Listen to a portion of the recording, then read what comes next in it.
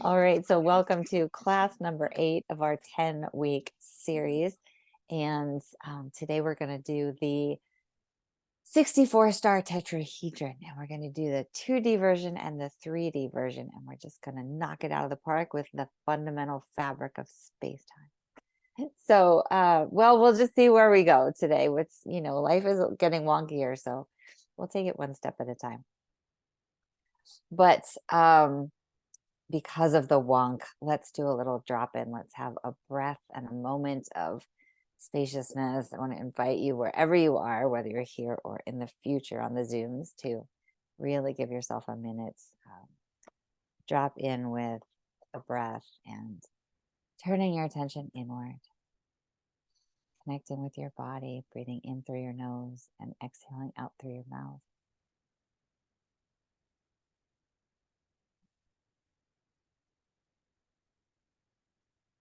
Bringing your consciousness to the present moment.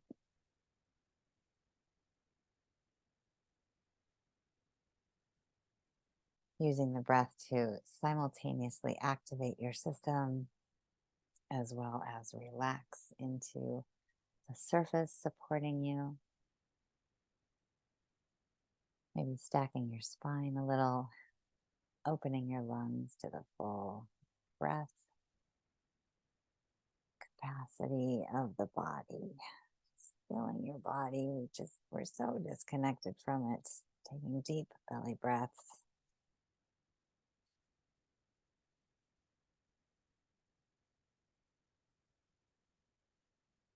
Taking the moment to notice any tensions that you may be carrying in your energy body, your physical body, mental body, your spirit.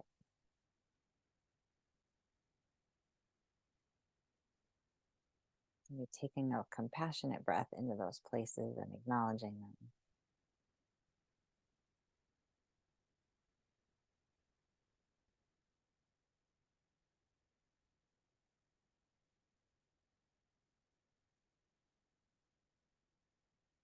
A deep breath into your heart, feeling a sense of gratitude for this opportunity to be on this class and to be in this human experience in this vast intelligence of our universe. Remembering ourselves as cosmic beings having a human experience.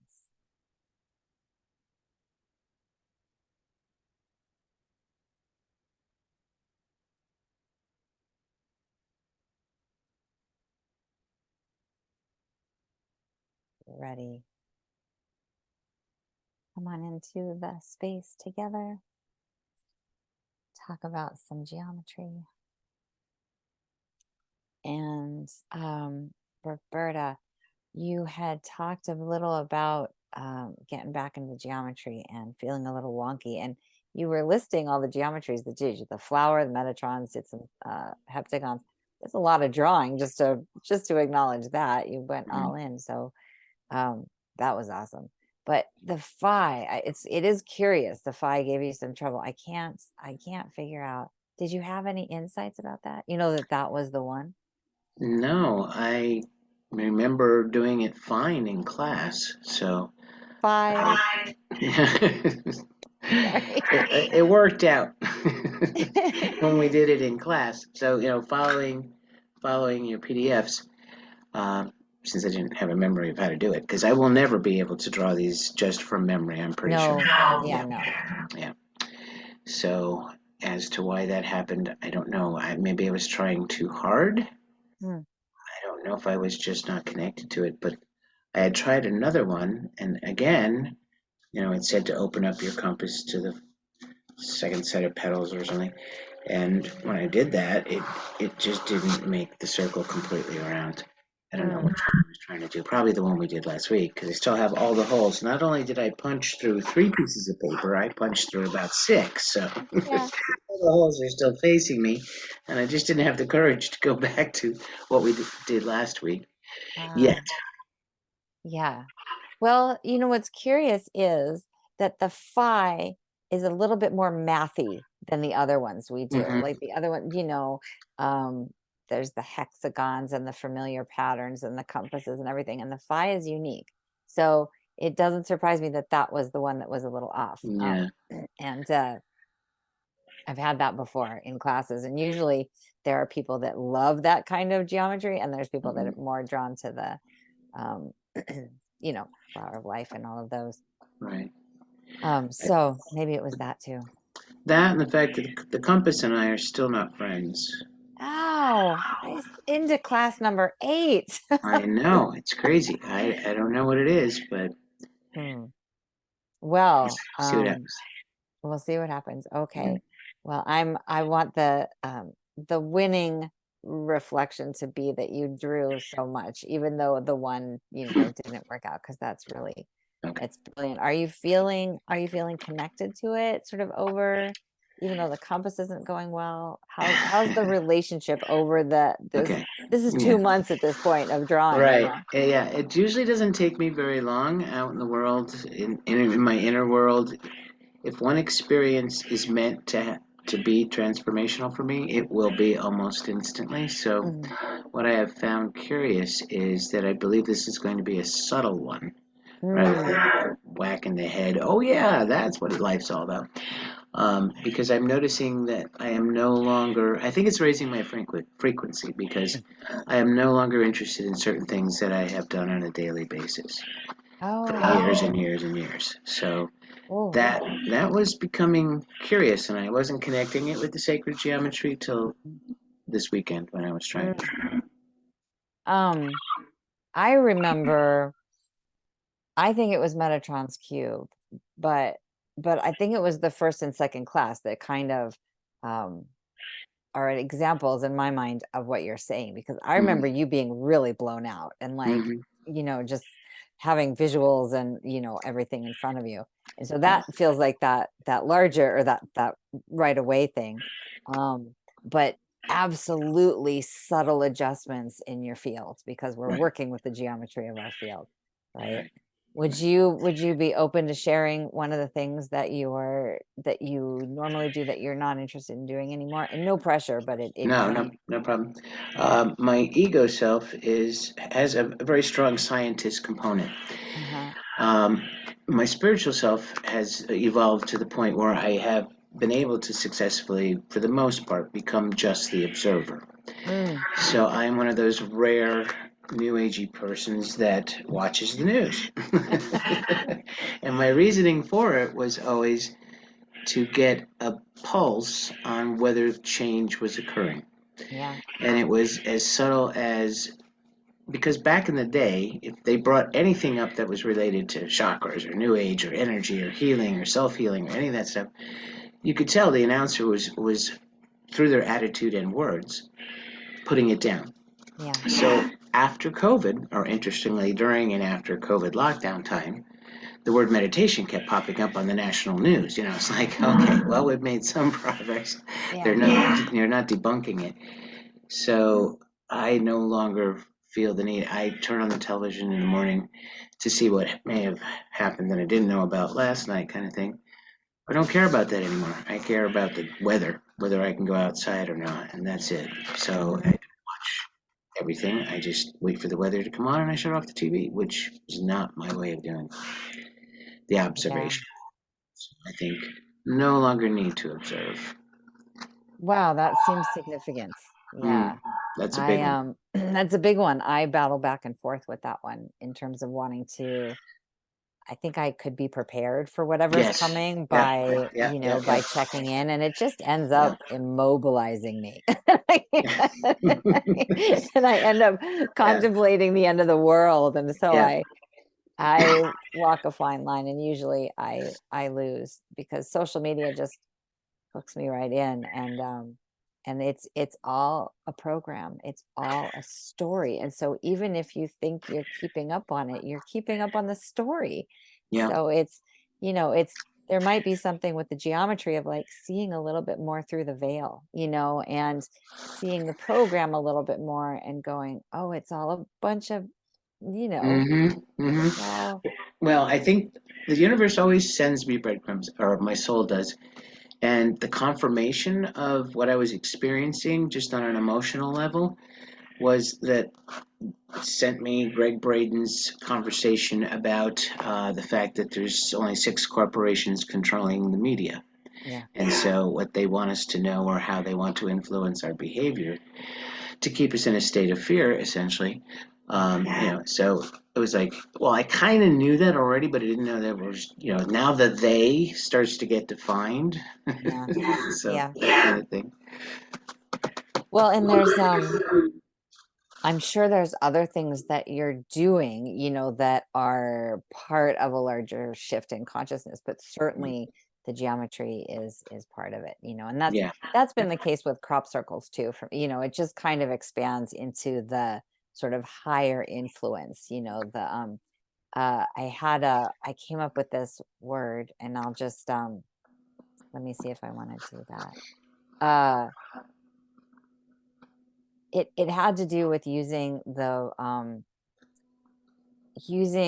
geometry as like understanding. And I'm not going to make this correlation like I'm not going to communicate as profound as the realization was. It was like Hmm. this moment of like, oh my God, Yeah.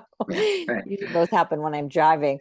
And Mm-hmm. really, I just saw that geometry is the intelligence of the universe Mm-hmm. expressed, and we can, mathematics, geometry, universal language, and all that stuff. But it was, there's those moments where you get it intellectually, and then it was this like epiphany of my entire being, understanding that, how to tap the intelligence. It was just really fun.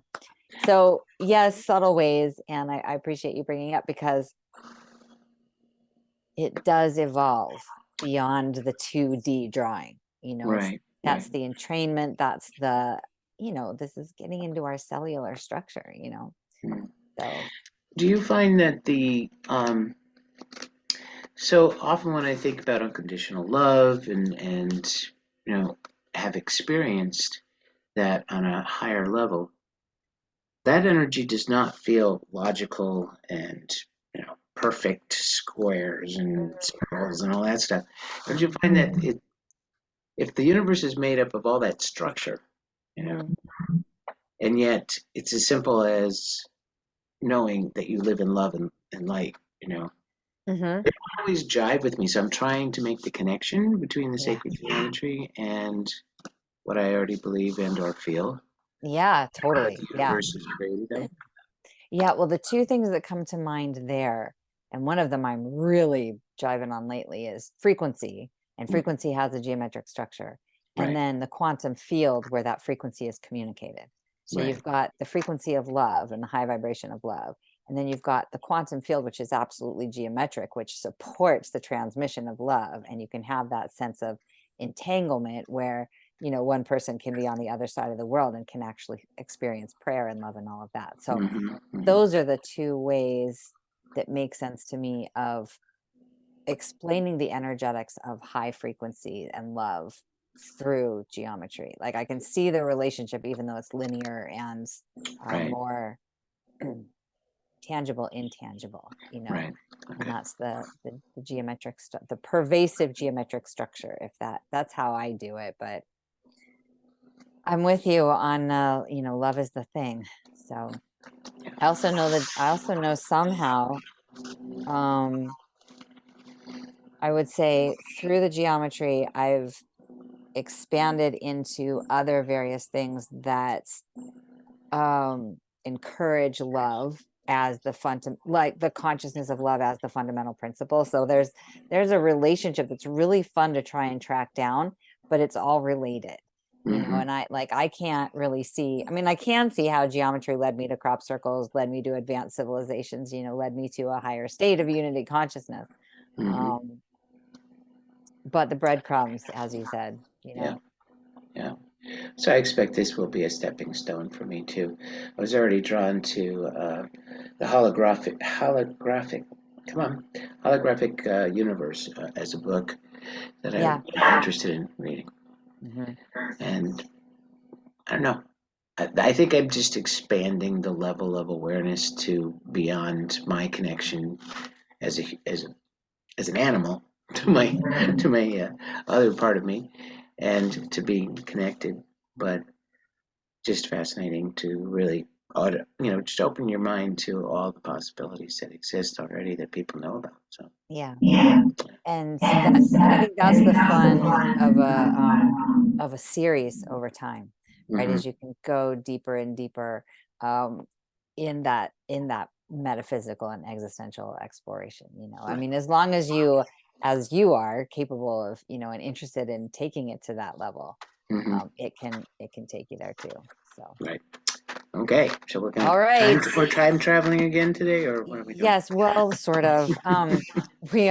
We're going to be drawing the like I said, the fabric of space-time. And the thing about the 64, I don't know if you remember it, and just to review, is that, this is a geometry that represents this hugely symbolic number in our culture, namely that we have 64 codons in our DNA. Like the parallel there is astonishing, as well as 64 hexagrams in the I Ching. This is just a fundamental geometry that's woven into our cosmology. Like in every cosmological, like in every culture, you'll find some kind of reference that incorporates this numerology, right? And so to draw it, again, we've been doing this with the platonic solids and the elements, and the pentagon with the elements, but this is, as we draw this, we are tapping into that consciousness. It's almost like tapping into the Akashic record in a way, because it's Hmm. just that um it's just a source of, I keep coming up with the word intelligence, but we're accessing us sort of through this geometry. I mean, through all of them, but this one in particular, for me, 64 codons and 64 tetrahedral structures in a geometry, that's uh, It's not an accident. Yeah. um not an accident. And so it's just another bridge. It's another, turning on, and we can go into the slideshow, but we have already seen most of it. So at this point, I do like to just get into drawing, because we're kind of familiar with the information behind it. But you remember going back to the seed of life, and how the first cells, recreates Hmm. the bifurcations and divisions. Well, it's the seed of life, and then into the 64, and then it just cytoblasts out, right? So there's, once again, this is our geometry. So um I say let's just get into it, Okay. and we will see what comes up. And actually, let's do one little glimmer, as we just, remember a little bit. Uh, this we're gonna, yeah, were you gonna say something? No, I said, wow. Yeah, wow. So we're gonna draw the 2D version and the 3D, and it looks so complicated, but it's just like the others. It's step by step. And because it's the same shape, the pattern gets familiar, because the 2D and the 3D are the same shape. But this is the field, this is the grid, right? This is the quantum field. It's the geometry, it's the geometric structure, and it's um you can fractalize it out. It will repeat infinitely. And this is the 3D version of the flower of life, right? And then we're going to draw the bones of it. Mm, So this is the structural piece. mm, And it's three-dimensional, but it's also multi-dimensional, and it's a tetrahedron grid. And we get back into that math, some more of the math. We're right, there's like 144 triangles. Like, we know that number. That's an extraordinary number of, whatever I don't want to say the chosen ones, but 144,000 that will like ascend, which is way too minimal of a number. So I don't know about that one. But 180 degrees in each triangle, 144 triangles, 64 tetrahedrons. So you just start to see the relationship. And then you can, if you add up all of those degrees and surfaces, you get that the surface of the 64 tetrahedron grid contains a total of 25,920 degrees, which is the same amount of years in the precession of the equinox. It's the same distance from the sun to the moon, and the moon to the earth, and all of these different. Did you end up watching the sonic geometry and all the, like, 2160, all of the different um Yes. Yeah. Did you, how was that? Did you already know all that stuff or? Some of I've seen before, but yes. Yeah. Oh, it's just, so you just start to, I think when we talk about the larger, like the subtle um, evolutions of the geometry, it's that you start to put the pieces together, right? All the breadcrumbs, and then it empowers that perspective of, oh, there's more going on. Oh, who's in charge? I'm in charge of, and so there is that Yeah. um, kind of ephemeral influence, Right. um, new favorite word. I like ineffable and ephemeral. So these are just some of the ways, where we find 64. We've got the DNA and the I Ching, the Mayan law of time, Indian Vedic texts, computers, right? The bits, and like where is it? Yeah, fundamental computer memory, bits and coding, strokes in the Chinese character, tantrism, um the biblical references, just Jesus is in the mix. It's just everything. So it's just fundamental, right? This is not a coincidence, as we say. We've got like this is these combinations are they make up our entire known reality, right? So the geometry that goes along with this has got to be significant. You've got 64 hexagrams. The I Ching, I don't work with it enough, but when I do, it's just phenomenal about the levels that it touches, and so that's just another I Ching that I really like. um are you familiar with the Enneagram? Nope, not the Enneagram, the gene keys.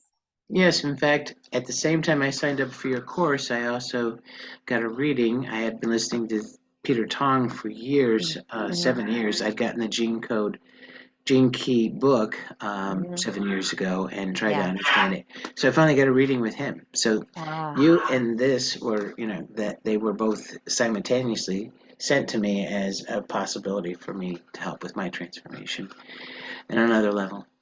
yeah. Yeah, that it's that has been one of the modalities that has stuck with me. I mean, I don't always get my Gene Keys book out, the Yeah. Bible, but every now and then, if I'm kind of stuck on what a lesson might mean that's coming to me, I'll go, Mhm. okay, let me look at my 64th Gene Key, and Mhm. because there is a 64. Yes, So there is. um so 64 gene keys based on the human design, which is based on a lot of our personal information and where we're born and how we're born and all of our unique characteristics. And then I'm the farthest thing from a molecular biologist, but we're talking about the structure and the sciencey people. So maybe this is satisfying for you on I'm just breezing through these and all of the relationships, but it's the structure of how we interpret our reality. And when you draw this again, just like the other ones, we are drawing, we are entraining ourselves with that fundamental geometry, right? We are tapping into this point of singularity. We remember the vector equilibrium that's in the center of this shape as we pull it apart and we take the tetrahedrons off. And I think we've seen this video. We saw this in the vector equilibrium, but this shape is containing the point of singularity, the black hole of infinite energy. I mean, there's so much in here, and we're drawing it. And I just love this quote, if I can read it right, and you can read it right. The tetrahedron grid is the first harmonic of the cube octahedron geometry, and what eventually becomes, with scalar octave growth, the infinite Hall fractal graphic vacuum structure of the entire universe. And that is the way to say it. I'm a huge fan of Nassim. He's doing it right. Do you know Nassim Haramein in the unified physics? No, that was new to me. You should look into the Resonance Science Foundation. I think that I have a link up here because he's just, Okay. yeah, the Resonance Academy, Resonance Science, Unified Field Education. Really, there's modules for learning like basic physics and challenging, it goes into a lot of I think I have two of them. Yeah. I mean, his symbol is is 64, right? And Mhm. he talks about how standard model physics was really reductionist and empirically based, and then unified physics is much more focused on the interconnectedness of everything and frequency and energy and geometry. It's a fundamental way of understanding the vacuum catastrophe, which was I'm not sure I went over this, but the whole thing where you couldn't find equations that would bridge both the quantum cosmological scale and the quantum scale, and geometry, like space is the thing that bridges them, and there's geometric structure to the base. So when you're studying the geometric structure, you are bridging consciousness, right? You're bridging the gap. And there was one other thought in the vacuum catastrophe and the structure of space-time and standard model physics. It was in there. It'll come back. But it's the key. Oh yeah, that's it. What Nassim is talking about right now is that our, like, the fundamental equation that we've all just taken for granted of E equals mc squared. The truth is we know nothing about those factors. We do not know what energy is, or mass, or gravitational field. And so we've based all our physics on equations that are insufficient and inaccurate, and including the whole issue of, like, just getting rid of 99.99999% of our reality and just sweeping it under the rug, calling it dark matter. And so we've just been off. So we're coming around. Unified physics is really doing it in the geometry, and the 64 star tetrahedron is a fundamental part of that transition. Okay. Yeah. No pressure, right? Oh, you unmuted, but I know I muted. Okay, there you go. Will you say that again? Yeah, and I said no pressure. No pressure. No pressure today. Well, let's see. Right hand, left hand. Choose one. Right. All right, starting with the two-dimensional version. It's really Okay. 6 of 1, whichever one. So, In the middle of the paper. right in the middle of the paper, as usual. And I'm just going to tell you, my cat is so angry at me because I've been gone for several days, and Yeah. he's only been able to go out in a limited way, and he's lost his privileges because he goes off property, so he might be zipping back and forth, just so you know. I put mine outside just so they wouldn't be crossing the screen. Yeah, well, we're doing the best we can. Large seed of life. Here we go again. Okay, so draw What do the we start? seed nice and light, 2.5. right? And you want to measure into the center of the page, and we're doing 2.5-inch radius on our Oh, that's a compass. big That'll one. give us a nice space, a nice shape, and it's going to fade into the background. Let me make sure which one we're doing. Yeah, the seed will fade into the background, but the lighter you do it, the more easily it fades. And this one's going to get really gritty. Grid-y, not gritty, challenging. Mhm. So 2.5-inch radius will give us a 5-inch diameter, and measuring to the center of the page on the vertical. So finding that 5.5-inch center point, because this one could go off if you eyeball the center point. Don't be mad at me. He's so mad. Oh, jeez. When I walked in the door, apparently my boy forgot what I looked like because he ran away as if a stranger had approached. Oh my goodness. Oh, yeah. Oh But then God. again, All right. I was with the dog, so maybe that was why. Maybe. Okay, let's not get lost. How far are we going out here? Which How way many do you mean? circles? How many circles? Just the seed. We got regular seed of life. That's it. We're gonna Okay. stop here. It's No just flowers, it's no we're, trees, just seeds. no nothing, just seeds. And we're gonna be using that as the foundation for our I gotta turn the heat up. Hang on. I think my house might Okay. turn the heat down.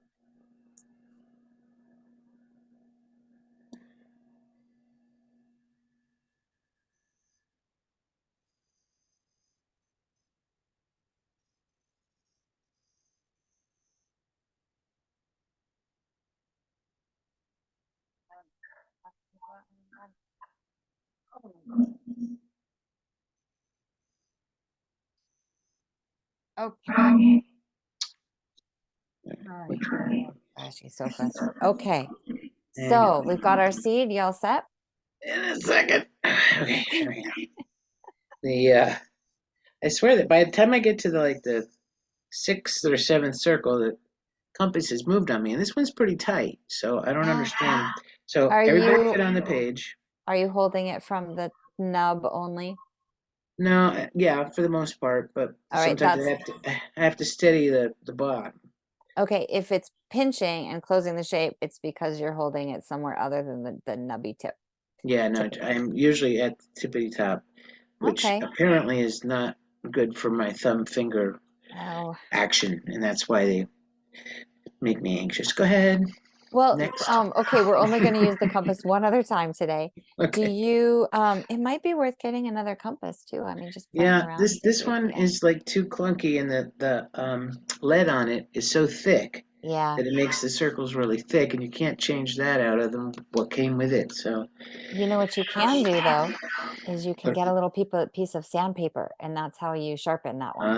okay, yeah, Yeah, I know, because otherwise it gets a fat lead and it yeah, doesn't work. yeah, yeah. It is.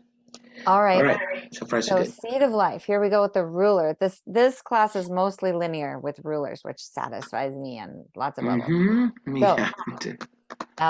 okay, so we're going, because I'm going to pop out for a second, because we've got the six-sided shape, we've got the hexagon. So we're going to, in both the 3D and the 2D, we're going to be bisecting the shape, which means we're going to do the same step on three different axes, right? It'll be either horizontal, diagonal, diagonal, or vertical and diagonal, diagonal. So it creates this kind of familiarity with each step, and you go, okay, I'm getting this now, you know. So Mm. first line, maybe, right? That's the nice. I already have a crooked line. I already have a Oh, crooked line. in what way? Ah, my lord. Okay, Do you I'll draw it. wanna, I'll are you draw it. slightly off on the vertical again? Yeah, yeah. Okay. Yeah. Now, I'm pretty good with straight and crooked, and okay, is that that's good. enough for you to stay on target? Okay, hang Man, on a second. can Let you me see? see that. Let me see that. Let me, I cannot spotlight for some reason. Okay, so are you okay?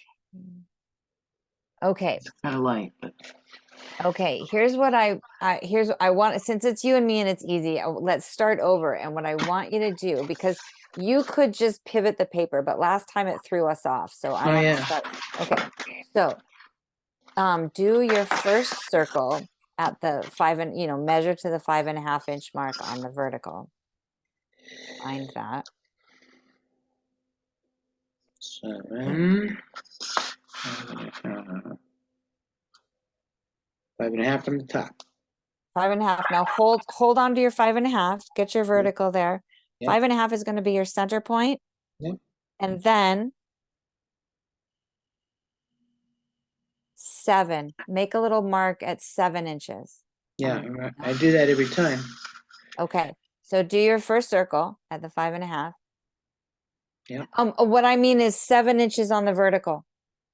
Yeah, Okay. You do that every time? I do. 7 inches on the I, I, horizontal. fi- I find the perfect center of this piece of paper every time. Yes. Okay. Yeah. So that's the 5.5 mark, right? So Mm-hmm. I want to give you one more measurement. So on the vertical, we're on the vertical, right? And you've Mm-hmm. got 5.5 inch mark, which is the center of the page. Okay. Go down below it to 2.5 more inches and put a Okay. little mark.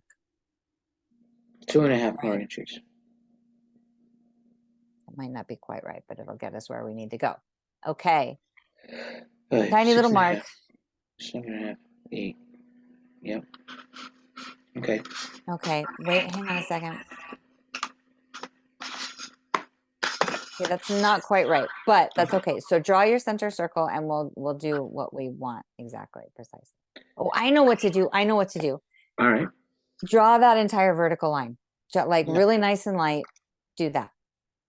Then hope the circles line up. Yes, it will line up if you've got the vertical line. Okay. So what you get your first circle and then you start that circle at the vertical bottom where the line intersects with the circle. So That's the thing is we're starting, when you start the circle at anything other than the vertical bottom, you'll get an angle. That's weird because when I made the perfect pentagon shape, you had told me to go to the left. Uh-huh. So that's what I did then. And I did get the right shape and nothing was wonky. So I tried that again today. I went to the left. Oh, for Pete's sake, stay still. Me and you. Okay, let's see what happens now. All right. It's always good to take a breath. Well, we're definitely staying on the line, so that's All good. right. Groovy. That's probably best bet is start with a straight line. Well, there's the human error, quote unquote error, and then there's the linear precision.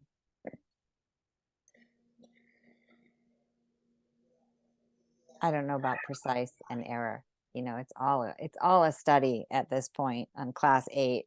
It's a study early on too, but then you start to really get the reality of the human imperfections, the perfectly imperfect. Does it help at all to put your pencil in the center and then put the point close enough to where things have already intersected? Because that's where mine starts to go off. I can get the first 3 perfectly, and then as soon as I get around the top and over to the right side. Yes. I choose the center of what I call the triangle. Yes, the center point. All right, Yeah. so I think we are good this time. Okay, great. So now you've already got the vertical line. What I would suggest is erase the line on the outside of the circles at this point, because you probably have a little tip on the top and bottom. Yep. Right. So just stop the line to the perimeter of the seed. Okay. All right. So yours is going to look like this. And I've drawn the red dots just to show you where it's intersecting. You do not have to put dots. All right. Okay.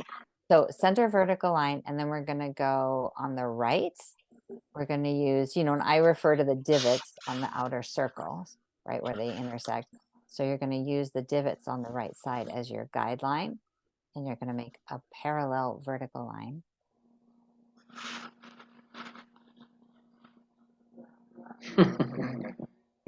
Yeah. Yeah. All right. Sure. So we've got center line, we've got one on the right, and now we're going to do one on the left. It has the same, same coordinates, right? Using the divots on the left. She's already scratching her head. Yeah. Well, the right is going to come out a little wonky because, as I said, they stop intersecting perfectly. It's okay. So, but that one comes out fine because those were the first 3 circles. Well, it's the kind of thing where even if it's a little wonky, we get the geometry ultimately. So it's cool Okay. that way. All right. So we've got these 3 lines, correct? Yes. Okay. Now we're going to pivot and we're going to do that same step on the diagonal. So center bisecting line goes through the center petals, right? We're using the petals as the guideline, and there should be one on the diagonal left, and you take it all the way to the perimeter of the circle.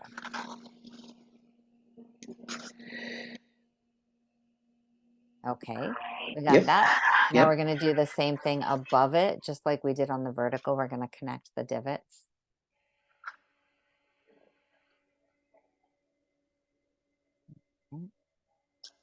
No. Okay.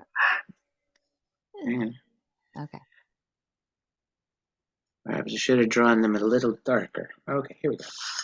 The lines you can go dark. The lines won't be erased, right? But the seed we did, and it'll be fine either way. So we've got same step. We've got center bisecting line. We've got one above it, and then we're going to have one below it. Just like that. Connecting the divots and going through the tips of the inner petals. Got it. Okay, so that's our vertical. We got our left diagonal. Now we're going to do the right diagonal. So going through the center of the page on the right angle, using the petals. I got the hiccups. I noticed. I've been having them. I usually just have one and then I can make them go away. Well, good for you, because I can't. Yeah, it's an interesting trick. Center line. Yep. And then we're going on the top of it, same pattern. Making logical sense to me, so that's good. Lots of logical sense. It's very satisfying that way. Okay. All right, top, and then going below that bisecting line and doing the same step on the bottom divots. And I think this is a pretty geometry too. Like you could stop here and have some pretty arts, you know, a base for an art piece. Right. So the symmetry, I love the symmetry of this one. It's very satisfying because it's the symmetry of the flower. It's the same thing. It's, you know, it's based in that geometry. All Yeah. right, what do we do now? Now we're going to draw some tetrahedrons. So you're going to start at the intersection of the vertical line up there, and you're going to skip. You're going to going to the right. You can skip the next point, and then down here, you're just drawing a triangle. Basically, these are the coordinates for the larger triangle. And then it's going to be, you're going to get the base. And we're just touching those external points, the external bisecting lines. So that's our upward facing triangle. And if I rush you, just let me know. I mean, don't let me do that. No, I already feel pressure being the only one in the class. So. Oh, geez. I know. I know. It's just been a whole thing, hasn't it? But last night I had just a huge travel day. And these 4 days with my family was just outrageous. So I was coming back. I don't know who I was talking to or texting. I was like, oh, I got to teach in the morning, which is kind of morning. And I was like, but it's time with Roberta, so it's all good. Thank you. I love it. So we've got our upward facing triangle. Am I rushing you? We got that No, one? we're all good. Okay. And then we're going to do a downward facing triangle. Same thing, just like with Metatron's cube, using the sort of base at the top, horizontal, and then pointing down, connecting those points. And I draw it a certain sequence because once we get along the way, the small inner lines are harder to find. Okay. So there's a particular method to the madness of how I put this together. Good. I'm pre-warned. Yep. And we've got our downward facing triangle. So far, so good. No crazy weird stuff happening with my eyeballs looking at it. So that's awesome. Good. Okay, well, just wait for it. All right. So we've got our star tetrahedron. We've got our Merkaba. Now what are we doing? Okay, we're going to do the inside one. Same as Metatron's cubes. An inside triangle. Downward facing triangle. Yeah, that's going to parallel the outer one. You know, and so we can go again into because Metatrons is based in the seed, then you've got these, consistent throughout the geometries is the star tetrahedron, aka our Merkaba, right? So we're tapping into that 90% of our subconscious mind that knows what we're doing here. And that's the other thing is you've got your downward facing triangle, and then you want to do the upward facing triangle again in there. Whoa. Okay. Whoa. Sorry, which one? No, you went more than one page, so I did. I was thinking you were the upward facing triangle would follow suit to the downward one. You just tell me where I need to go. Okay. Oh, you had to say just wait for it because now wait for it is happening. couple of steps down the road, you'll start to have the 3D come alive for you. All right, before we go there, all right, yep. So that's, all right, you just have the one line, that's yeah, why. the one line, okay. And then the next one is getting the diagonal up to the top, creating that upward facing triangle. And it goes past the other triangle. Yep. And then you're going to get that final diagonal completion of that inner triangle.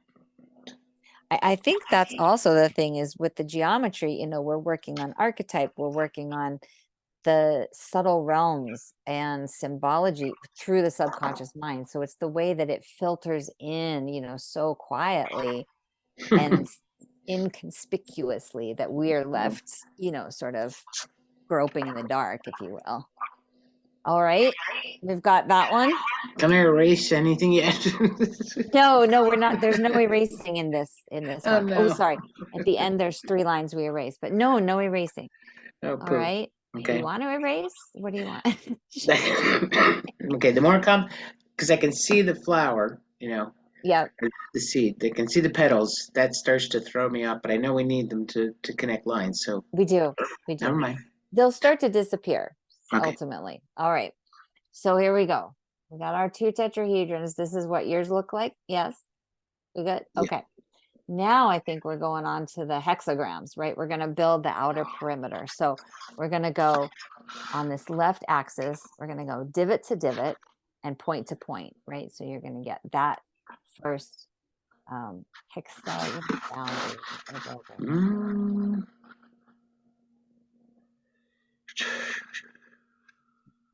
I'm bummed you feel pressure because you're the only one. That's Well, yeah, I just thought, if other people were drawing and having problems, and it'd take a little pressure off when I go berserk and I can't figure out where I am. I can sit quietly in the corner, but no. now you're spotlighted. There's no Yeah. hiding. Okay. All right. We got that one. We're going to go down and around just like we're building a hexagon on all the points. We're going to connect the divots and the points, building a nice hexagon around the outside. All right. If you say so. Yeah. Yep. That's what we're going to do. And then we're going to do the bottom one. And then we're going to head up on the left side. Something tells me these directions are 23 pages long. A little bit or longer. Yep. And then I doubled up on that step, and then you get the top left. And then I doubled up on this one. You get the top. You got a nice full hexagon on the outside.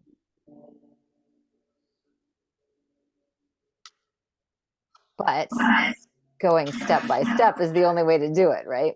For It sure. would be so great if there were 64 steps, but I think there's a little extra. Okay, All I'm right. just missing the top now, right? Okay, yep. You want to get the top up there. And if you look from a certain angle, you can see the vector equilibrium in here. You can see the larger outer one with those 2 diagonal rectangle faces, golden rectangle faces. All right, we could draw the phi 3 different times here, not to bring that into it. We got our hexagon. We got this shape. All right, what are we doing now? There's that one. You've got that one. All right. So here's the slicing. I'm going to tell you what we're doing, and then we'll do it a bunch of times. So Okay. what we've done is we've built some fundamental lines, right? And now we're gonna fill in the more lines. We're gonna equidistantly cut the shape on both verticals and then the horizontal.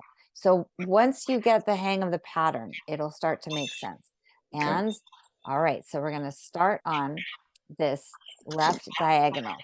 And I refer to these triangle, quote unquote, ish as diamonds. These sort of the kites are diamonds. And so this is what I'm talking about. The points of those diamonds, we're going to draw a small line and bisect that diagonal, sorry, that diamond. And so you've got, oh, wait till you can look at it. Yeah, You I'm got done. that line? Yep. Okay. So here we've got the outer boundary, and here's this distance, which is the same as the distance from the small line to this outer large line. So we're going to skip that large line and we're going to go right below it. And so we're going to go for this line. I'm going to come out. Well, no, I'm going to come out and say something before you draw it. The thing that matters about this shape is to be precise on the starting point and the stopping point, because if you go all the way to the boundary, you'll lose the dimensionality. Okay. So starting and stopping point is the intersection of that bisecting central line and the hexagon boundary. So you're stopping just before you're getting to the outer boundary. Same thing on the bottom, central line and boundary of the hexagon, not going all the way out. Okay, I just want to make sure I'm on the right set of lines. Yeah. Okay, now I got it.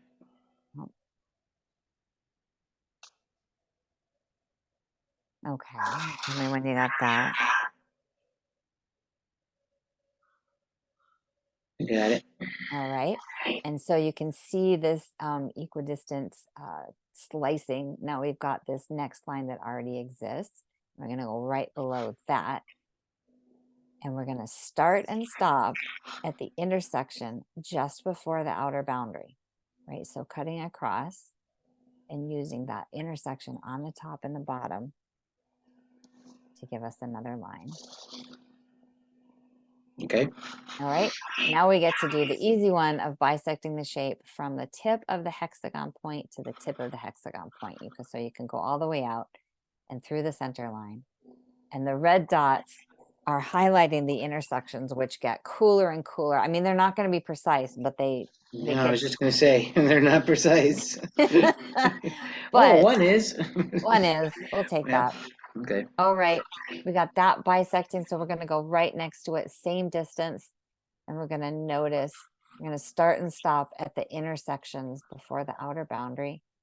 It's nice and handy. There's a cross section that shows you where to stop and start. Yeah. Going all the way, and I like that. And you'll start to get the pattern just repeats. There's certain places to start and stop. There's small lines. We've got that line.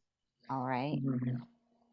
Good. Okay. And then we've got that small line that already has us. Bless you. Thank So you. we're going to skip over that one. And this next line is going to be starting and stopping at that central bisecting line and the hexagon pattern. It's the intersection just shy of the outer boundary.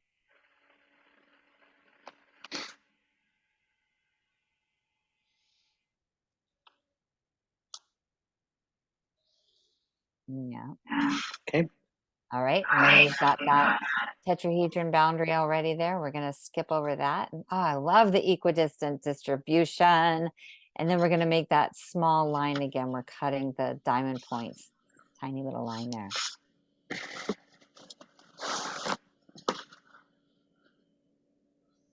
Hello, come here. Okay. Tiny little line. Yep. All right. All right. So now we're going to do the exact same series on the other diagonal axis, right? So we're going to start at the bottom, same little line, cutting that diamonds across the tip.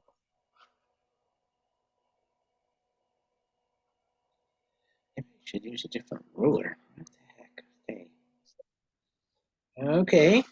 All right. Yep. And then we've got this next large tetrahedron boundary already in place. So we're going to skip over that. And then the next one is equidistant. That's a good way you can find it if you start to get a little lost, is the equidistant and the parallel. They're all parallel to each other. Right. Yeah. So stopping and starting at that intersection just before the boundary. I keep repeating that because I think it's the trickiest part of it. All right. Yeah, but got that? yep. Well, what were you going to say? Whoops. All right. Keep your finger on where you were. Okay. I was going to say I start seeing triangles everywhere. So yes. Okay. Yep, you will.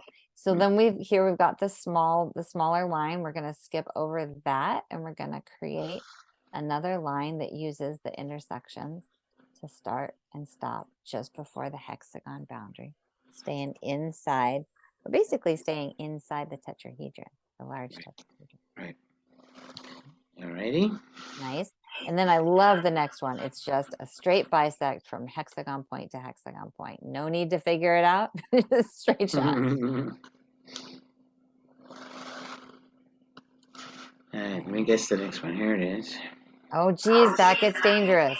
All right, but if you got it, you got it. Yes. All It's right. got to be. I mean, it's equal distance. Yeah. It starts here and it ends there. Okay. That one is half drawn.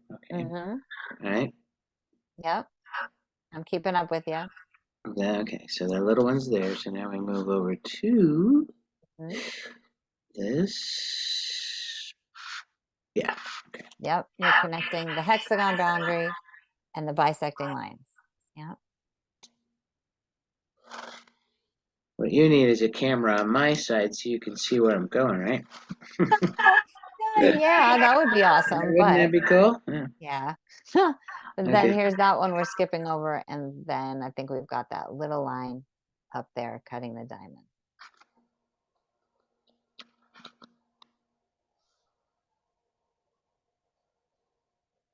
That whole grid on the left diagonal.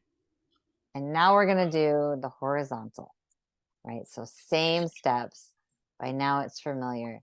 You're going to cut that little line on the top. Okay, hang on a second. Oh, I see it.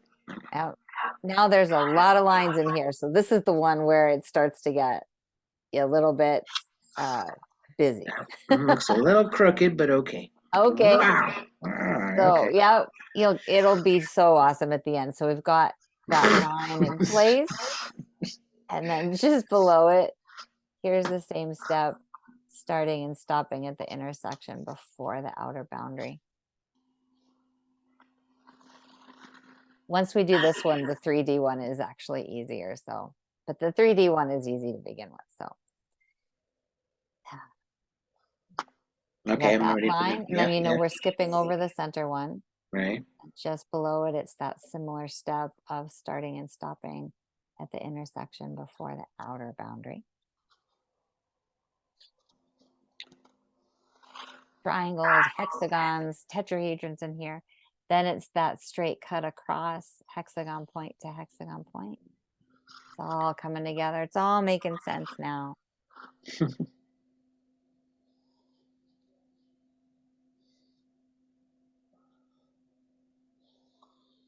Okay. All right, and then just below that, same distance. Yep. Intersection to intersection. Super grid going on now. Skip. Oh, you're not going to be crooked too. Huh?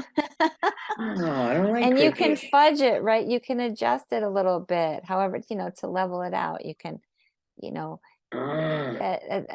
at some point you get into the improv, right? You have the basics down enough where you can improv a little bit to get something straighter if you want. Okay. Or not. It's all fine. No, I like Whichever way straight. you want to go. I'm the kind of person that goes to your house and goes, "Oh, that picture's a little crooked." Oh, yep, me too. Yeah. All right. All right. Yep. Then we're skipping that little one, and we got one more at the bottom. Well, two more, but one larger one. Wow. Intersection to intersection. No, I think I got them all. Okay, and then you got the little one at the bottom. Okay. Well, that's the little one. So did I draw two while you were talking? Probably, yeah. Okay. Yeah, okay. You're Great. good. Okay, so now we're going to draw what I call the ghost hexagon, because it's a hexagon boundary, but it skips a section. All right, Okay. here we go. Gonna be in the middle? Gonna be on the outer boundary. All right. So I'll show you on this one what we're doing. We drew those little lines, right? There's this one at the bottom, and we drew 6 of them all the way around. So we're going to be connecting those points, and here it is. Right? So connecting these two lines, like you line your ruler up as if you're going to draw the whole line. You're going bisecting line to bisecting line, but you skip that inner segment. Right? So two lines, what are those? It's almost a full line, but you're skipping that center segment. And this is going to give us some of the dimensionality.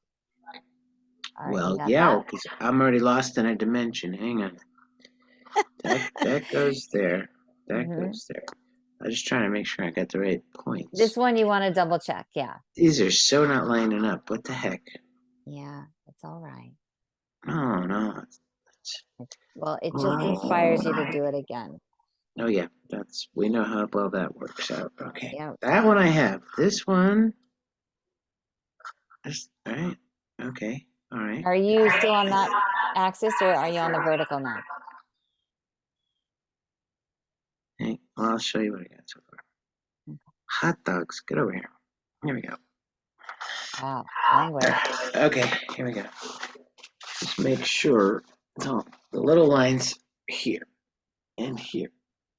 Yes, exactly. Okay. Yep. Perfect. All right. And then we're going to do, oh, you're doing great. And then we're going to do that 5 more times. Okay. So we got that one. And then we're going to do the vertical over here, right? So it's going to be a hexagon. It's just kind of a ghost. We only have part of it.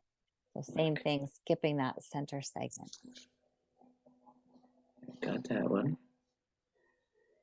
All right, same thing going around on the bottom. Not far now. There you go. Turn it around on the other diagonal, making a nice hexagon.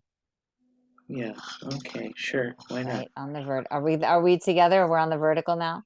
I have to just find what I'm making, and I'm not seeing it. So go back one page.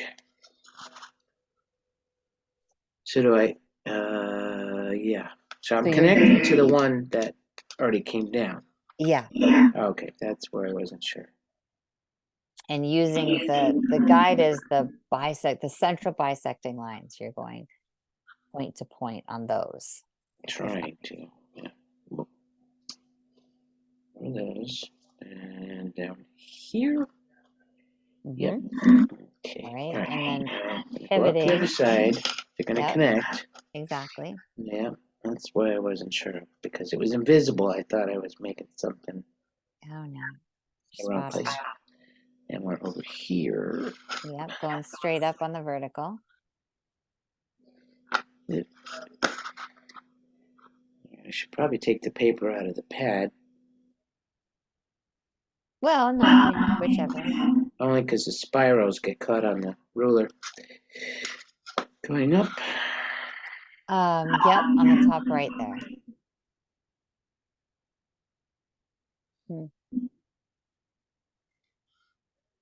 And over here.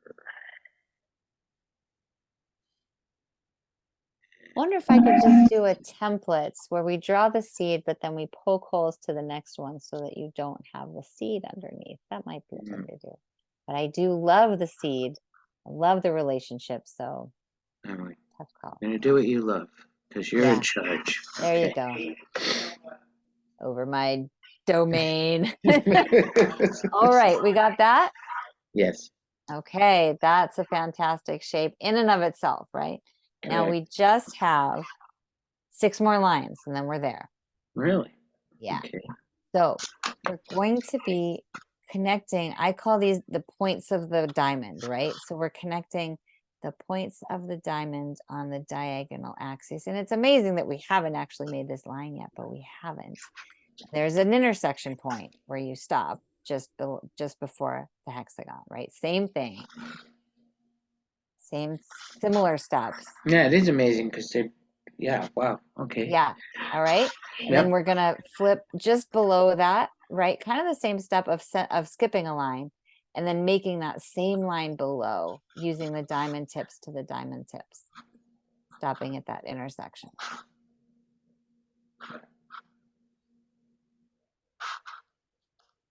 Making sense? Okay, awesome. Got a lot of intersections here. Got a lot. Looking like New York City now. Okay. Yep. So that's our right axis. Now we're going to flip and do the vertical axis, right? So connecting the diamond tip intersection down below to the diamond tip intersection, just stop and shy of that hexagon boundary.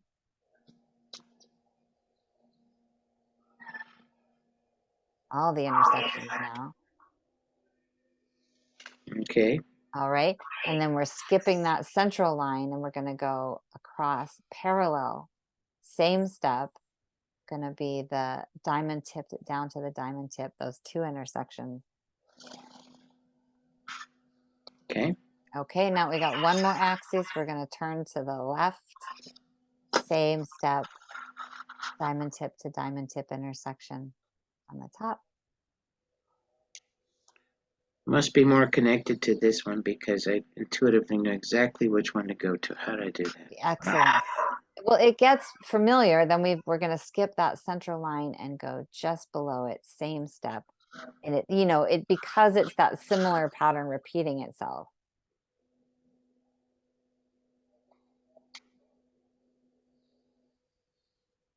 All right. That's it. Wow. Cool. Cool. Let me see. What do you got? Let me see. Oh, yep. Yep. There it is. What do you think? I don't know. It looks better when I look at it this way. Well, don't forget to take a picture. Stars everywhere. Little stars everywhere. Yep. Yeah. Very cool. Very cool, right? Yeah. You could get rid of the circles along the edges, though. You could. You definitely could. It's definitely, it sharpens that, when you erase Focus. the outer of Yeah. the seed. Yep, it Yeah. sharpens it up. Okay. No circles whatsoever. All right. Does they look like little halos over here? Mm-hmm. I'll just lose you for a second. All right. Nice. Very nice. Yeah. I don't know. It's the equilibrium one Mm-hmm. really appeals to me. So this one Oh, nice. really appeals to me. Yeah, because you've got the outer one that if your eyes are used to seeing the vector equilibrium, you can see it Yeah. as we're Yeah. drawing it. Um. So it either means I'm a very complicated person or what? Fill in the blank. Um, I would say not What are the complicated. It would be more towards complex, but it's more like multidimensional? well, yeah, it's more in the oh, there's really a word. It's like I want to say like sophisticated consciousness, right? Like you've got Okay. different levels going on. And it's such a nice word, but that's how I would Yeah. consider That's. your capacities. I am So, going to be able to redraw this on my own, she said. yay. All right. So we're gonna do same shape, only a little different, much faster, less lines, and well, I find it very satisfying and fun. Okay. All right. So New maybe page. skip 2 pages so that you don't have as many holes. And we'll do another, let's just repeat that pattern, right? We're gonna draw the seed and I'm going to do it um your way. we'll do the full, wait, hang on, do we do a vertical? Yeah. I'm doing Draw a line. Yeah. Yeah, draw the whole vertical, and that'll help us start Get get it at the straight. bottom Pete's vertical. Yeah, sakes. Yeah. for Pete's sakes. I had someone else in the college class here who did it a little bit to the side, and it really throws you off. It So does. it is worth kind of like finding that vertical center, and I'm glad we've had this class to sort of emphasize that. I can't believe it's almost Thanksgiving. It's just I know. It's that's the kind of thing that's happened to me, and I know it could just be age, but Easter went first. I'm Catholic, or was raised Catholic. Um, Easter went first. Yeah. Thanksgiving definitely Mhm. is like, yeah. See, my family, once my mom passed, because she was the Yeah, center and I was taking care of her here in my home, then family mm, came here all the time. So I'm just yeah, left with Christmas Eve at this point. yeah, And I don't, I used to have that childlike wonder the night before mhm, Christmas or the night before your birthday or something, that, oh, I'm so excited, it's my special day or whatever. I don't have that anymore, and I don't know why, and I don't know if mhm. that's important to not have it or to have it. So, it's just, it's different. So I don't get all Yeah. excited about any of the holidays at this point. Yeah, they don't register in my No. world. I think because I mean I've definitely feel blessed and privileged to have my life that doesn't have the structure, but I think I've created a life that's on that not on a holiday level, but like unique days like my birthday, whatever. It doesn't register the way it seems to for the rest of the world, where there's this big buildup Mm-hmm. and usually disappointment, and like commercialism and candy. I mean, it's just been You co-opted, know, like all of That them, is, yeah, that's definitely part of it. Yeah, Especially things like Mother's Days and Father's Day. As a kid, I would do really special things for my parents. But, yeah, later on in life, it was like, and everybody get all excited about doing Mother's Day and Father's Day. No, no, this is so that Hallmark can sell cards. yeah. Valentine's Day, same thing. Anything to do with honoring or loving Hmm. somebody else, like, yeah, I do that every day. So what's the It's the big deal? everyday thing. Yeah, You just shift away from this bizarre notion of, this like pressured expectation of performance on a holiday about what it's supposed to look like, especially like precise. Valentine's Day. Yeah, Oof. yeah, Anyway, so yeah, I'm yeah. with you, but Thanksgiving this week, I would say of all of the quote unquote holidays, Thanksgiving is the one that still feels a little genuine because there's no candy involved. I mean, there's pie, but they've just all the candy's just taken over everything. Just jack up the kids. All right, I'm gonna get off of that subject. I know, but Okay. isn't it psychologically like one of the worst times for family to get together as far as debates on politics and religion and everything else? That it can be pretty intense to have family gather on a day of Yeah. gratitude and then all blow up on each other or something. That never Yeah. happened in my family because we were pretty much all on the same page. But Yeah, me neither. yeah, Yeah, but there is that, and it can end up being more divisive. But you know, how could you lose a pedal, Bert? Really? How could you lose a pedal? do you call yourself Bert? Do other people call you Bert? I don't, professionally, no, I don't. But that's what I was called as a child, so everybody kind of went there, and Ah. it's okay. Just don't yell it in a grocery store, It's I love nicknames. Yeah, that's I'm right. having a I won't, problem. but I love that that's how you talk to yourself. Ay, ay caramba, what happened here? Did I just not make the line? Holy God, really? All right, I've lost track of where I am, so hold on. No, that's just gonna make another flower over there, so don't do that. So you Yeah, take your time. maybe.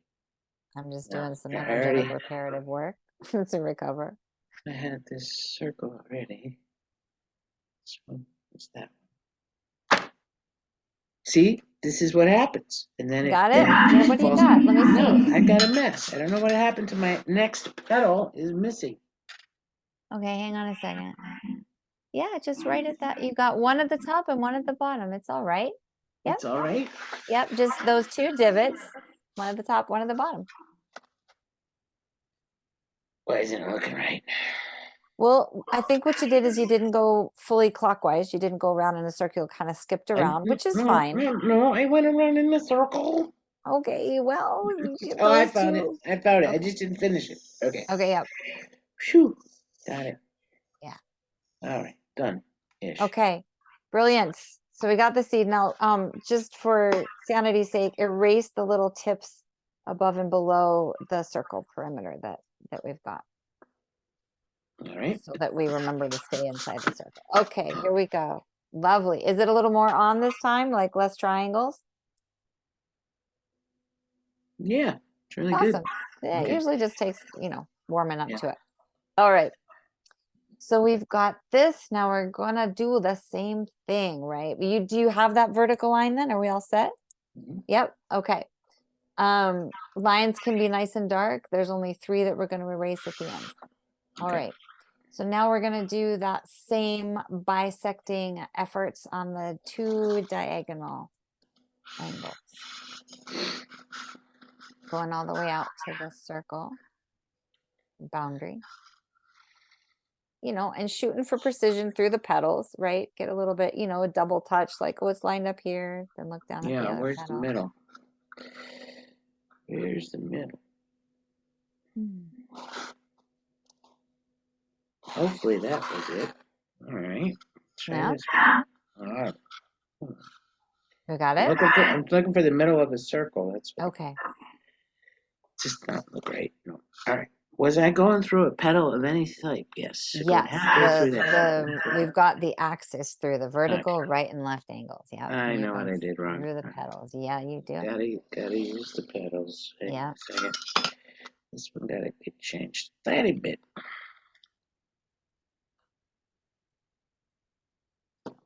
Mm.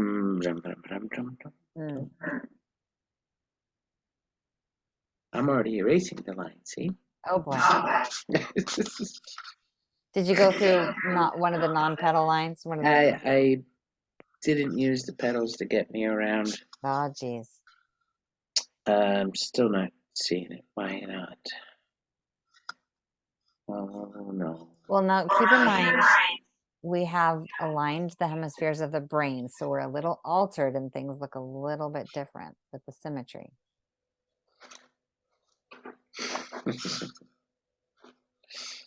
Okay. See that darkness is falling upon us here in Oh gosh. There we go. It gets dark at 4:30 in Seattle. And it's Yes, it gets totally dark dark here. by 5. It's just, we have Yeah, a little bit pitch longer. black at Oh 4 or God. 5. Ugh. All right, I don't know, but they look. Do you want to show me what you got?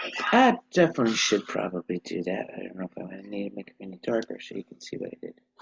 They just look less wide than yours, Okay. and that would be kind of silly since there's no other petal to go through. Stay. Okay, well, the center's not exactly on. Oh, nope. Nope. Wait, hang on so I can tell you which one to erase. Okay. Let's see. So, yeah. Oh, okay. Oh, I see. You see? I How did couldn't we see. do that? All right. So your vertical line there, you want to erase. So hang on, don't move. Yeah. So it's not quite a vertical. Okay. Here's what we're going to do. Your vertical line, you want to erase that and you want to make a horizontal line. You had it right. That's the one you erased. Yep. No, I did. That's the one that never went through a petal. I was looking for the center of the circles. Okay. So See what your the one vertical, going? Okay. Well, the vertical one there, you want to erase. the one down the center. Yes. I know what we did. Okay. Well, I do know. 'Cause I thought maybe I drew the Oh, ouch. seed wrong. All right, that's erased. Now what do you want me Okay. to put it? Now the horizontal. It goes right through the 2 petals on the horizontal. Sure. Oh my lord! No, Sorry, this is gonna No, happen again. I think let the me seed. see. I think the seed is off because I can't get a straight line through. Okay. Do you know I'm what gonna we make could it. do? I'm gonna make it, and I'm just gonna show you. All right. All right, if I go through the well, missed by a little bit, but yes, it looks more like what you did. Yes, perfect. Okay. All right. Now what we're going to do is you're going to pivot your paper to portrait orientation. So skip from landscape. Okay. You're going to draw from that angle because then we will be doing the same thing. All right. All right. Does that work for you or would you rather start over and do No, still? I'm just gonna straighten this line a little because I think it's gonna have an effect. Okay. All right.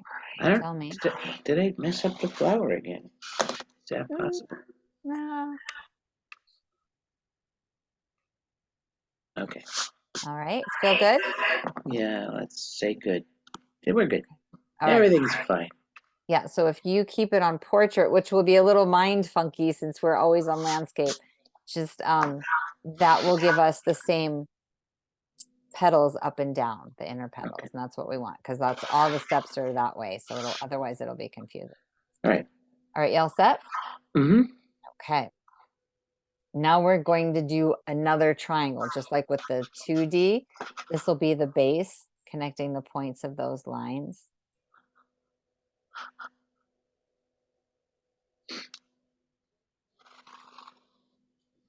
It's great. I can hear you when you do the lines, right? And then we're gonna do our upward facing triangle there.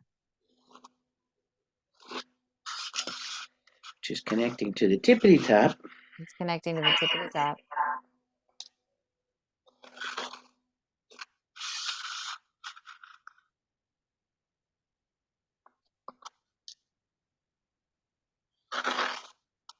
All right. All right. And then we're gonna do another one inside. So parallel that one, you get the base connecting the petals, the inside petals down here, the tips of the inner petals.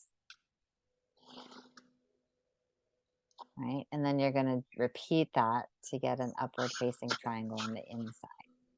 Apparently, I do well with triangles because you can see what I have to do. Well, I fell in love with math through equilateral triangles. Yeah. This was actually the shape that pivoted my relationship and helped me understand how cool Yeah. by, cutting a shape equidistantly. It's so satisfying. Okay, Very, so we've got these two triangles. Yeah. Now what are we doing? Okay, so now we're going to go down here to the seed, right? And we're going to say divot to divot. Nice straight line. Circle divot to circle divot. And we're going to build our hexagon boundary. okay. Okay, next step, important step, a little different. All right, we're going to do that same divot to divot, but you're going to go you're going to skip the triangle tip. You'll recognize that from the 2D. You're going to, as if the line was going under that triangle tip. Meow, Yeah, he's outside and you can hear him. Oh. Very good. All right, and then building up just like the hexagon would. I think I did all 6, but you're going to do that same step, tip to tip on that right angle on the outside. And then on that top horizontal, you're going to just make sure you go behind the triangle, right? You're going to skip that segment of the triangle point. 1 second, I got to turn the heat up. Still.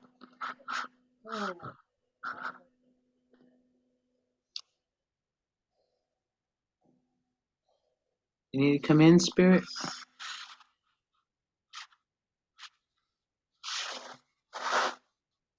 Don't worry, I'm not going outside yet. Okay. We got the hexagon? We're almost done with Almost. Take your time. Ah, gotta put sweaters on now or something. Jeez. Where did my sweater go? Okay. Where's the red? Oh, okay. There we go. The rest of the hexagon go. Here. All right. 1, 2. Oops. All right. All right. All right. I got 1 line. Yeah, okay. All right, never mind. Okay. Hanging out in the world. 2 lines. Okay. Right? 3. Okay. All right. Good. Solid? Good. Solid. Solid. Okay. So we've got this, which by the way, is its own cool shape. Yeah. Like all of these steps, you could pause at any point and do some super cool drawing. And you'll see, I think pretty soon we get to drawing what's obviously the vector equilibrium. So this is just a larger version of it. And you could stop there. But we're going to go on to do the whole thing. Now, what are we doing? Okay. So we're going to do hexagon point to hexagon point on the horizontal. And you're just going to do these 2 outer segments as if the line is going mostly behind the inner triangles. So those 2 outer segments, and that's a pattern we're going to repeat again and again, is drawing little line segments like that. All right, you got it? Mm-hmm. Okay, now then I think we're going to do it on the other axis, right? Left diagonal. Same thing, horizontal, I'm sorry, hexagon tip to hexagon tip, skipping that triangle.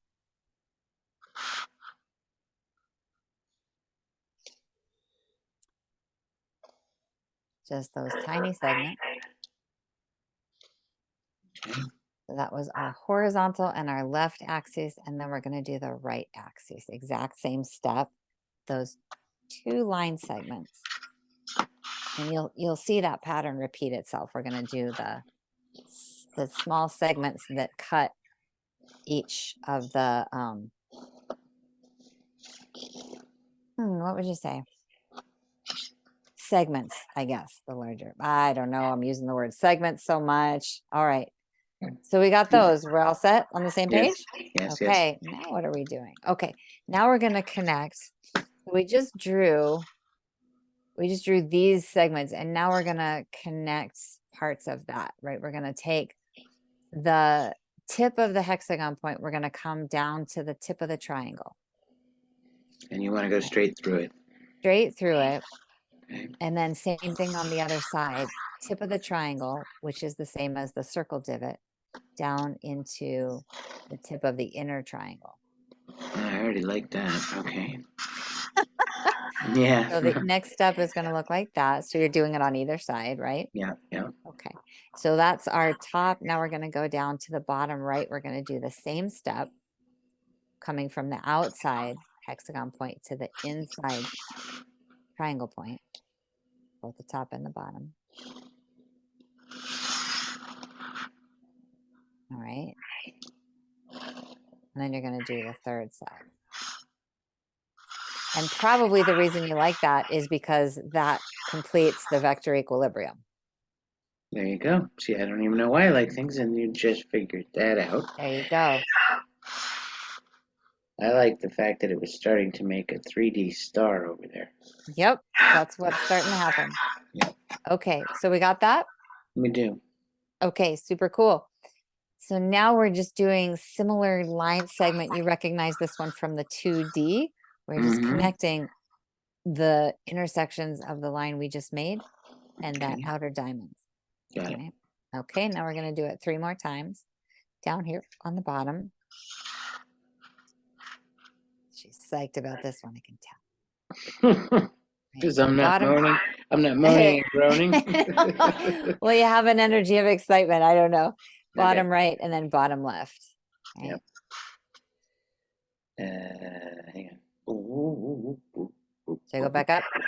No, I'm good. I found it. I don't know why that went through me. Maybe because I didn't connect that line completely. All right. Okay. No.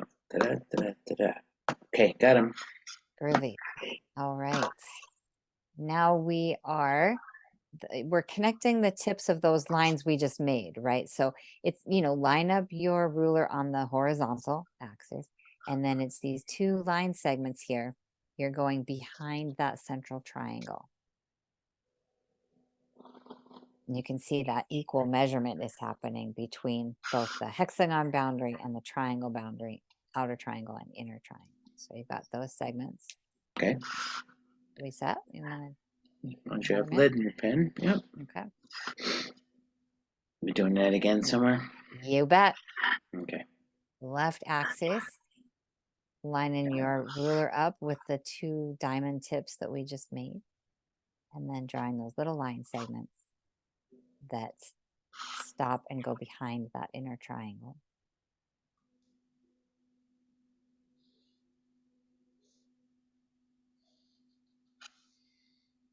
Yep. Okay. So we got horizontal, that's the left axis, and then we're going to do the right axis. So you can see this pattern of like left, right, center, right? And it's just, it gets satisfying in that way of like, okay, I know this part now. Nothing new. You can anticipate where it's going next. Of course, you'd like to make the 2 meet. There you go. Yeah, as I would. All right, you're there. You're there. You're here. All right, and you go down here. Correct. Just line it up a little better. All right. Okay. Looking cool. Looking cool. Very cool. Okay. Inner triangle. I feel like I want to color it. Okay. Oh, yep. Yeah. I did too. So inner Yes. triangle, you are using a bisecting line on the inner triangle across to the bisecting line. To make Just it going to little. look like this on the horizontal set plane. We're going to make the downward facing triangle. Okay. Okay. And then there you go. That's what it's going to look like completed. Not the shape isn't completed, but the triangle. Yep. Yep. As long as we're talking triangles. We're just talking triangles. Yep. You know what's funny? I made the table I was talking about. It was 2 half circles, and I made a template. Then I went and bought a template to be able to cut it with a jigsaw. Yeah. Nope. How big was it? 12 by. Well, I'll eventually show you a picture of the table, but so it was large. But for the life of me, the circles seem to not work for me. Whether I'm cutting them out of wood or I'm trying to draw them with a compass. So bizarre, right? I don't understand. Yeah, I don't understand. I mean, maybe I'm not one or complete or beginning and ending or something. Oh, that might not have any depth to it. Might just be practice. It might be that easy. Okay, sure. But you've done a bunch, so yeah. Yeah, I know. You would think. Worthy of exploration. All right. We're doing Okay, so another we've triangle got somewhere? this. Yeah, no, I don't think so. I Okay, think we're going to all right. just a couple more lines. couple more lines. So now we're gonna, what are we doing? We are using the central bisecting lines. You put your ruler on the horizontal axis, and you're gonna make these two little line segments going behind the central triangle. We did that on the horizontal. Now you can probably guess we're gonna do it on the left diagonal axis, connecting those bisecting lines, Whoops. creating even more triangles, skipping the inner central part. Maybe. Yeah, that's it. Left axis, then of course we're doing the right axis. And I didn't do it in orange. It's just, this is what it looks like. Ready? So you just have a downward facing triangle now. Do you want me to go to the back one, or does it make sense? No, I think I Downward facing triangle? there's a lot of triangles going on here. So. The one we just Yes, drew. I have Okay. that one. All right, I fabulous. have that one.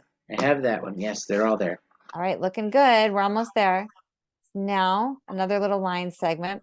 We're just kind of moving out towards the perimeter. So same step, horizontal plane, connecting that center bisecting line with the inner triangle where your ruler lines up these two line segments on either side. We're just building out. We're sort of like radiating out the same step from each. All right, we got that? Mm-hmm. Right, then you can maybe guess right axis, starting point and ending point are the same with these two little line segments, making more and more triangles. Tetrahedrons, 64 total. Yeah. We got that okay. diagonal, and then we've got the last one.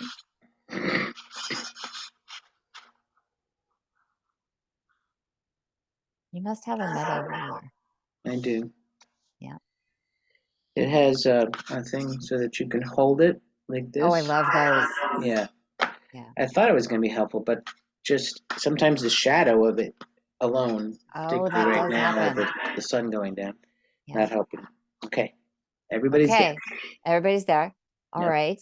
Now we're going to connect the tippy tips, right? So horizontal plane, tip of each bisecting line with the perimeter of the circle.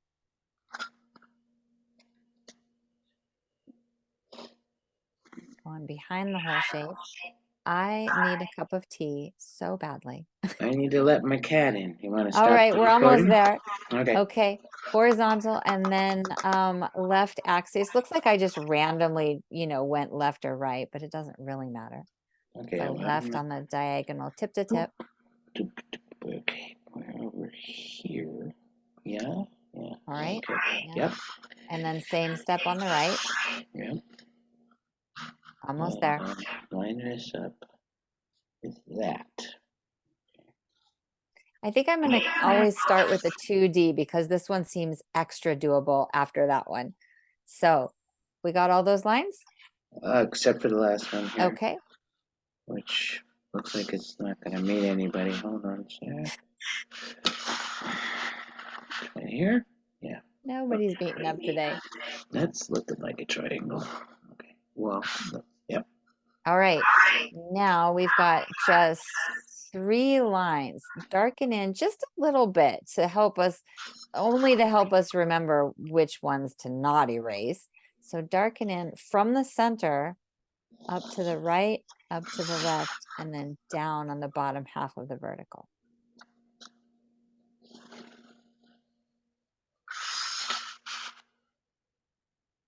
That one's already dark. Yeah. Done it several times. Okay. All 3? All right. Yes. And I think I skipped ahead to erase everything because you can now erase all of the seed under there. And then the top vertical line, the bottom diagonal onto the right, and the bottom diagonal on the left. So we darkened in the ones we want to keep. And then you Right. can erase the seed. You can erase those other bisecting halves. And you get this cool thing. I love it so much. Yeah, there's It's a reason, right? Mm-hmm. It is very satisfying, and I think the symmetry of it Yeah. appeals to both of you and I. Yep. And actually, it's interesting because um, an HSP's view of the world Mm-hmm. often involves symmetry. And, Whose view of the world is it? an HSP, highly sensitive person. Oh, okay, yes. Yeah. Yes. So for me, that's beauty, Yeah. symmetry. All right. So erasing, erasing, erasing. Mm-hmm. This little guy over here. And it's so nice because I get to just sit and meditate with it while you're erasing. It's lovely. Just kind of zing in my heart. Bottom. Isn't it cool after a while how it's just a six-sided shape? So you do 1, 2, 3, 3 steps to cut it every time. Yeah. And that's part of what creates the symmetry, right? 64. Yeah. Well, so 3 times 3 is 64. Okay, now I can't even see anymore, so let's go turn a light. Really? It's getting close to 4? And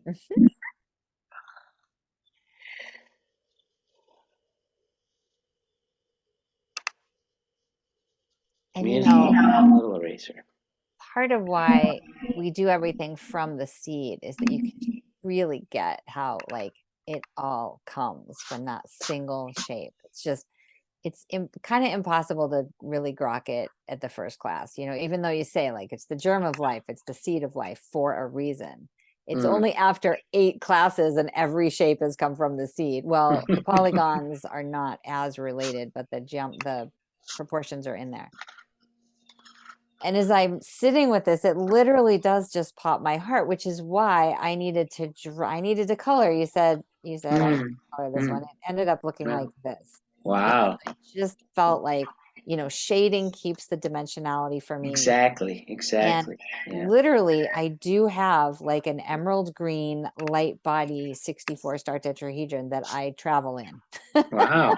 That's pretty So, cool. yeah, it works. It's kind of like when I summon the geometry, it's my little transport, There and you I go. can go where I need to go and end up in various places. So far, I've only used Metatron's cube. That's not bad. Yeah. But I haven't created another type of vehicle. It's a pretty But good this is vehicle. intriguing. Yeah. Right, because it's got this is the second expanded vector equilibrium, so you can see it right there. Are you All doing right. Oh yeah, look at that. Nice and Yeah. big too. Yeah. Oh, brilliant. Love it. Okay. Well, Mhm, I'm gonna have fun recreating these. That's for sure. Yeah, yeah. And I will send you the PDFs. Do you have a feeling with it? If we just sit and breathe with it for a minute, do you notice um, what you think is going to make it fun to recreate it?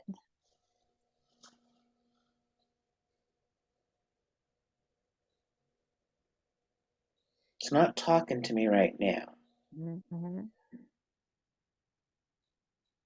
as to why it's gonna be fun, but the multi-layer of it, and the dimensionality of it. I know this is the easier form. Let me just look at the other one again, because they both are Yeah, they both have their own quality. thing. Yeah.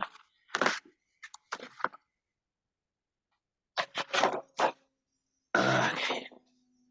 Well, yeah, no, I almost like this one better.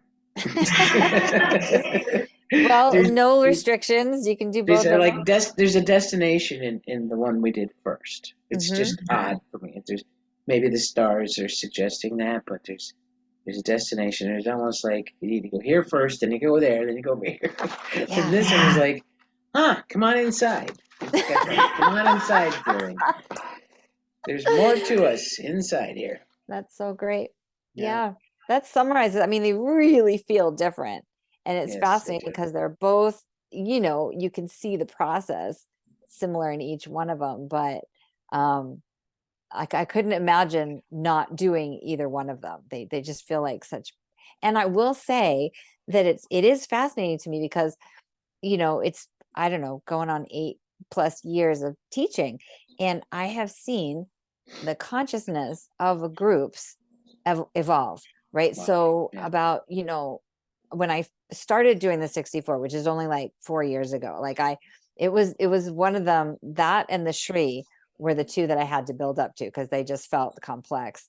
And when I started, they were, and it's not just group consciousness, it's mine as well. Mm-hmm. When we started, I remember doing a couple classes and you could not do both geometries in one class. It was Yeah. too scrambling.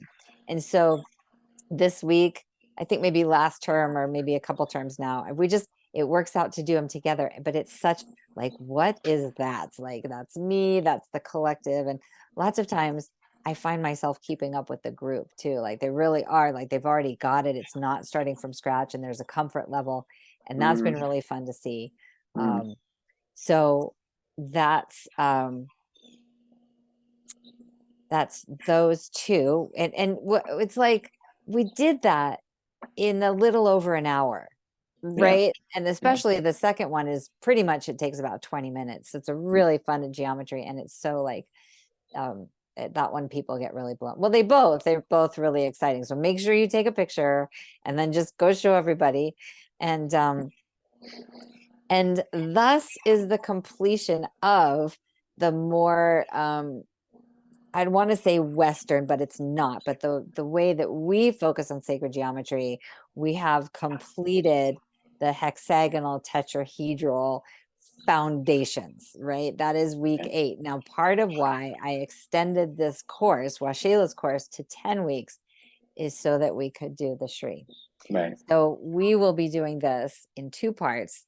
Next, we'll do, a little PowerPoint, a little bit of information, and that's above all of the rest of them is ridiculous to try to encompass in a half an hour, because this is centuries and thousands of years of technology. I mean, the other ones are too, but this one feels so different.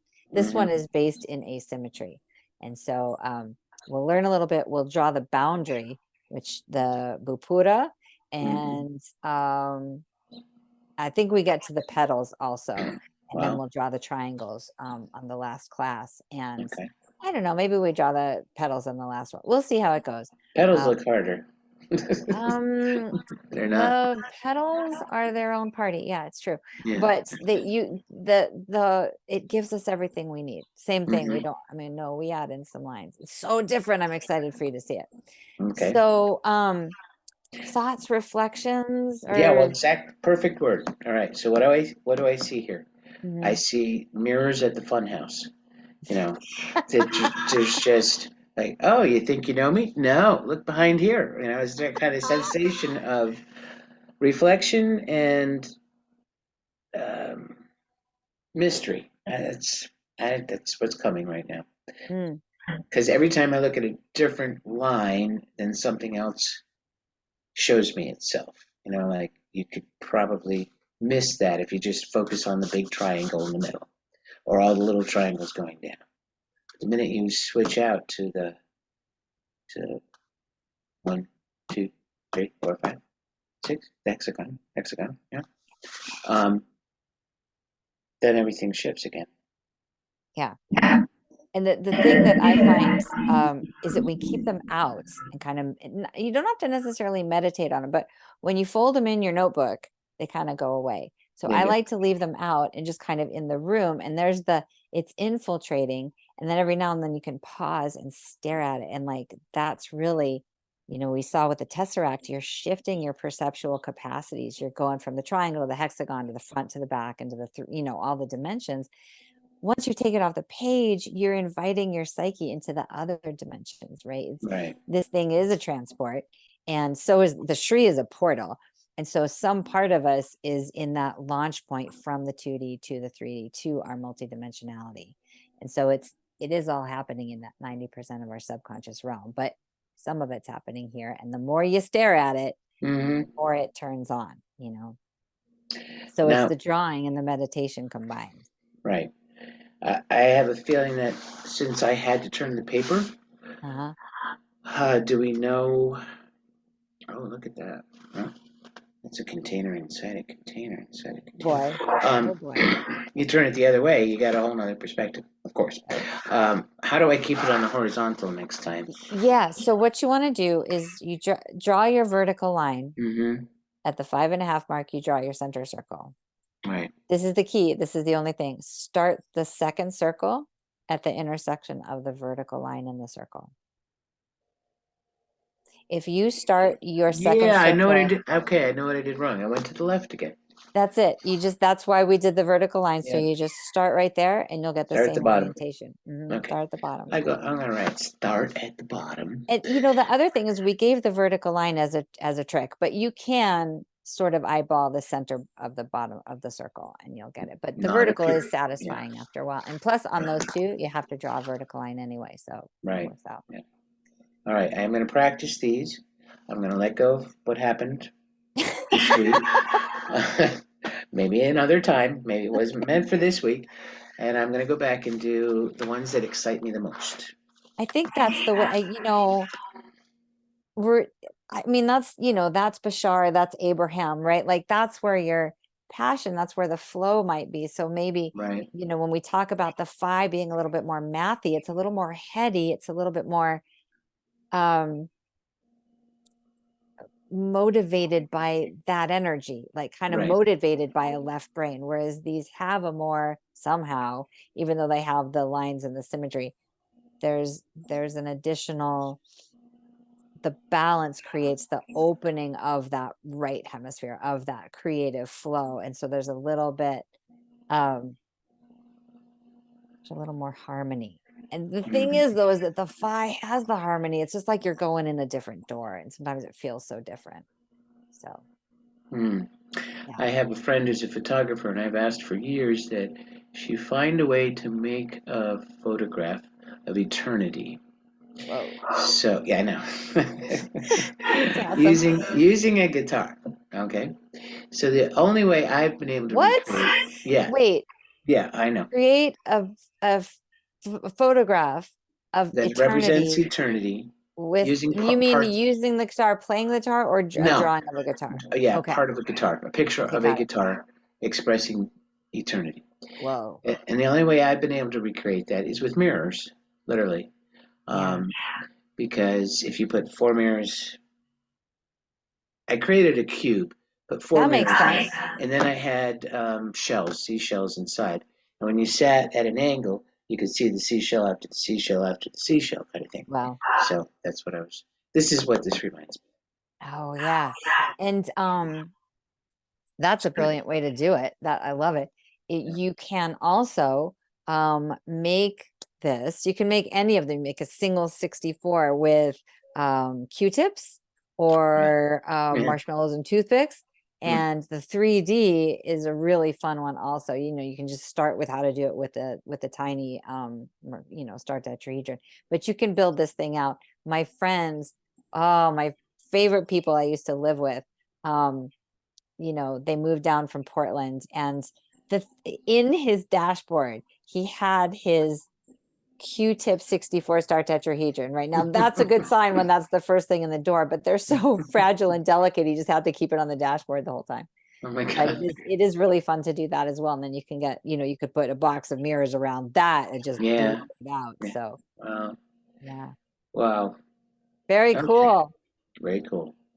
All right. So same bat time, same bat channel, and we will enter the portal of the Sri Yantra. All right. Looking forward to it.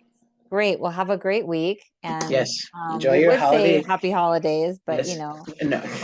happy day. Uh, I think Happy Turkey Day. oh yeah. Yeah. I consider it Friendsgiving because I just stick around with friends now, and Mm-hmm. Mm-hmm. that's a great way for me. Yeah. I that feels special because I mean, there's parties and stuff, but there's Mm-hmm. something, Yeah. so meow meows. All right. Now I definitely have to let them in. There So we go. Have a great week. you Thanks too. so much. All right. Blessings. Take care. Bye. Bye bye.